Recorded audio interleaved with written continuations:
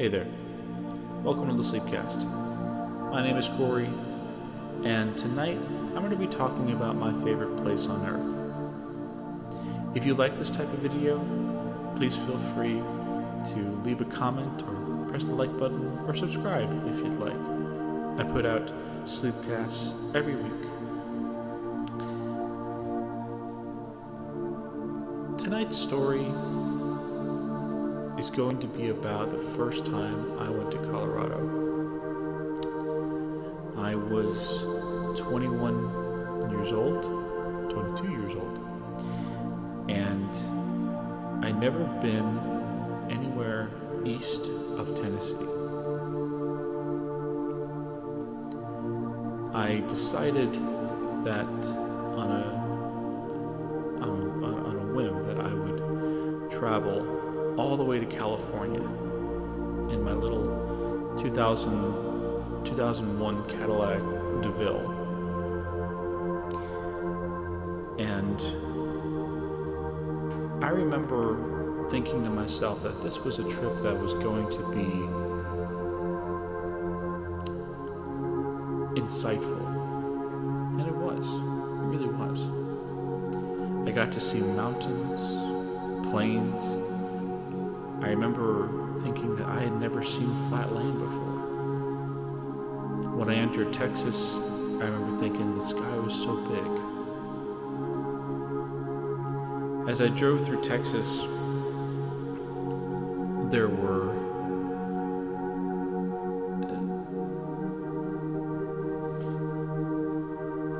times where I had to stop because the weather was so hot that my car was overheating. But I pressed on. Now, Texas is a big state, so I went all the way from Texarkana to Dallas, where I would meet my future wife. That's for a later story. Up to Amarillo, and then all the way up through New Mexico into Colorado. And for those of you who don't know, Colorado is home to the Rocky Mountains, along with, of course, Wyoming and Montana.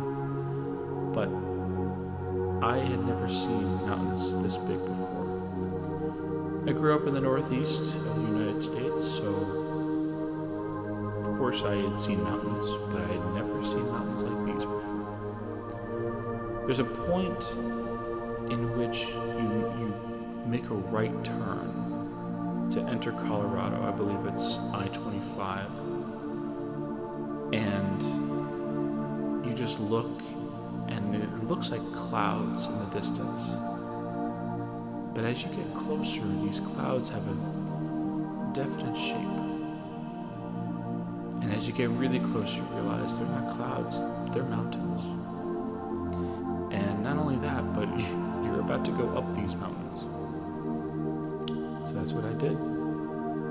So I drove up through the mountains, entered Trinidad, Colorado, and was completely blown away by the change of scenery that had just taken place, because Texas is all flat.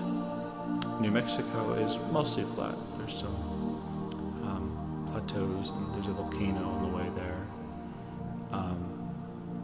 But I had never seen this type of landscape. And I remember thinking that I was so small. The mountains really humbled me. And for those of you who don't know, some people in Colorado might know this, the three main cities, four main cities, Trinidad, Pueblo, Colorado Springs, and Denver, are all on what we call the Front Range. And that means that if you're driving north on I-25 in Colorado, to your right is nothing but flat land, but to your left are the Rocky Mountains. And such a stark contrast between the two. So I'm driving on the Front Range. I stopped in a place called Colorado Springs, and I didn't stay at any fancy hotel. I stayed at like a Super 8 and spent the night there.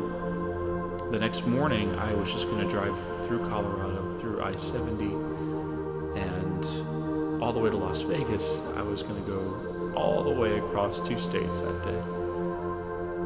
But the universe had other plans for me. My car overheated as soon as I went on the highway. I pulled off and I went to this mechanic. I'll never forget his name. His name is Fernando. Now it was an old Cadillac. I paid cash for it. It wasn't something that was supposed to be a car that was really supposed to drive across country. That's beside the point. I pulled into the shop. Fernando, the mechanic there, knew exactly what was wrong. I knew exactly how to fix it. And one of his mechanics drove me back to the hotel with all of my stuff. I was able to check back in my room, and I stayed there. And then one of his mechanics came and picked me up 4 hours later because he had fixed my car. And it never broke down ever again. And for as long as I had it, and I had it for a few years after that. So I was super pumped, but I realized I missed a whole day of traveling, so I wasn't going to be able to go to Las Vegas.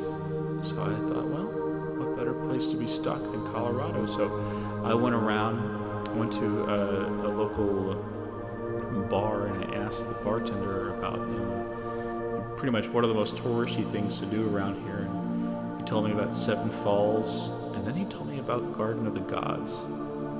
And Garden of the Gods turned out to be a place that would change my life forever. Earlier in this cast, you heard that I met my future wife in Dallas, Texas. It's true. I met her on my way to Colorado. And when I got to Garden of the Gods, I was alone. There was nobody there. I found this rock that I could sit on, and it was pretty high up. I had to climb up to get it. And I sat down, and all I see in front of me are these towering mountains and this blue sky, and the sun was starting to set, and it was casting this golden color on the leaves and the trees, and the weather was in the 70s, and there was a light breeze.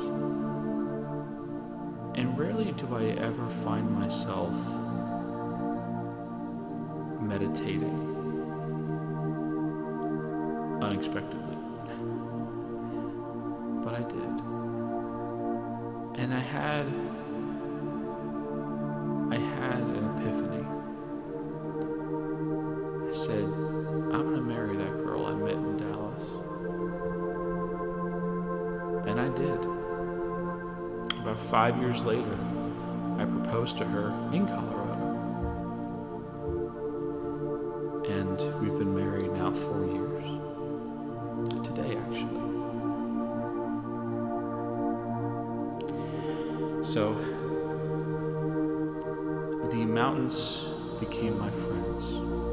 It became a place where I could go to really let myself go and just be at one with nature, which I don't get a chance to do very often, so it's nice.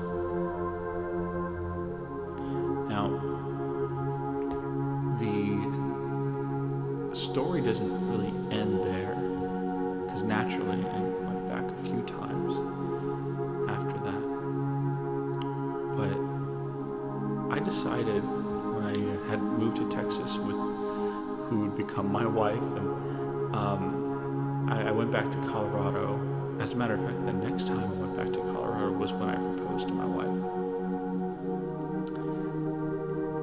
And a few years later, I decided, you know what, I'm going to go back, I'm going to go by myself, and I'm going to go to Glenwood Springs and Aspen, Colorado. Since I had only been on the Front Range, I had never seen the Aspen Valley, and I heard it was breathtaking. So I hopped on a plane and I went to Denver, rented a car, went up to Aspen, Colorado. Now this was in the summertime, and I'd heard Aspen was beautiful no matter what time of year you went. I'm not really big into skiing, so it was okay. So I went into Aspen, Colorado, and I remember looking at, I remember finally seeing Aspen Mountain, and I remember thinking to myself, oh my goodness, this place is heaven on earth. I parked the car, and I got out, and it was about 65, 70 degrees, a light breeze, clear skies, families walking up and down the street. There's little shops and boutiques everywhere. There's a park in the distance. If I look to my left, there's Aspen Mountain. I look to my right, there are these $1 million homes, of course, and all these other mountains. And I remember thinking to myself, oh my goodness, this place is amazing. So I walked around a lot. I found some local places to go eat and shop, and it was wonderful. I'm not really big into shopping, but it was just nice to go into some of the stores and just look around, pretend like I could afford those things. And I remember walking into a particular shop and finding a painting that I really enjoyed. There's a lot of art in Aspen, and I didn't want to miss out, but the painting was of maroon bells, and I had never seen maroon bells before. For those of you who don't know, the maroon bells are these mountains that have a maroon color on them, and of course they're shaped like bells. And fast forward a year or two, I would finally visit the maroon bells with my wife. I bought her and our dog up to Aspen, and we visited the maroon bells, and it was beautiful. And we walked in downtown Aspen. One of my favorite memories there is, believe it or not, in a hotel room. This is when a separate occasion when I was alone. There's no air conditioning units. There's heaters, yes, but there's no air conditioning units. And I had always wondered why. As someone who had lived in Texas for a while at that point, I was thinking, this is going to be a hot night.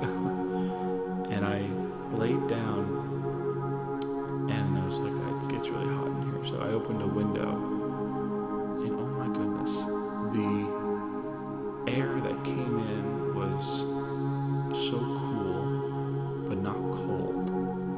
It smelled of aspen trees and pine, and you couldn't have asked for a better quality. You heard the drone of some cars on the street, but that was it. Otherwise, it was just crickets. And I stayed in downtown Aspen at a ski lodge, and I remember just laying there, not on my phone or anything else. I'm just laying there and felt very relaxed. And finally, the last time I went to Aspen, Colorado, we stayed in Glenwood Springs, which is a couple towns north of Aspen. We'd drive, a couple days in a week into Aspen.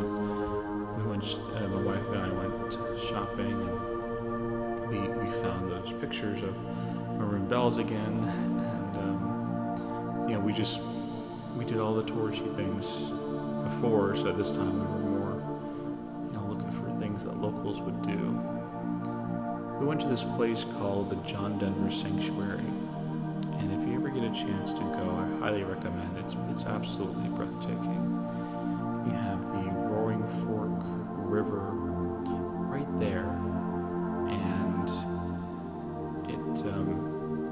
Roaring Fork River winds through Aspen, but it goes through this one part where it slows down just a little bit, and I remember looking out and we were on a ledge, and we were looking at there's kids playing in the water, there's dogs in the water, people out playing frisbee and baseball, and my wife and I got up and we walked around, through all these little hiking trails they have, and nothing but wildflowers and just all these green leaves and different color, flowers, as I mentioned. And then you have the river itself that sort of breaks off into these really tiny rivers, if you can call them that, and create this sound that is unmatched, unparalleled by anything I've ever heard. Because aside from kids and dogs playing in the background, all you can hear is just the sound of the babbling river. That's it. At nighttime, there's barely a sound, if you're in the right spot, of course. And at nighttime, at sunset, rather, you walk down the street and you start to see people who come out for dinner, and people are playing in the park, and people are sitting in blankets to just watch the stars. So, that is my favorite place on earth. It truly is a wonderful place. I highly recommend if you ever find yourself in Colorado, give Aspen a visit. It is touristy. There are some things you can just do just for the sake of doing them. And of course, if you like skiing, then Aspen's your place to go. I for one, don't really care for skiing. So, that's my favorite place, Aspen, Colorado. And I do plan on going back, probably next year, maybe for the winter time, because I've still never been in the winter time, which you would think that would be the best. But that's where I am. That's where I would like to be. I hope you enjoyed this short story of my favorite place on earth. Again, if you like the video, go ahead and hit that like button and subscribe. Give me a comment of what you'd like to hear next. I feel like I'm a pretty good source of knowledge, so I could probably talk about anything you'd like, and I'll make sure to shout out your username as well. So, thank you all for joining me, and have a great night's sleep.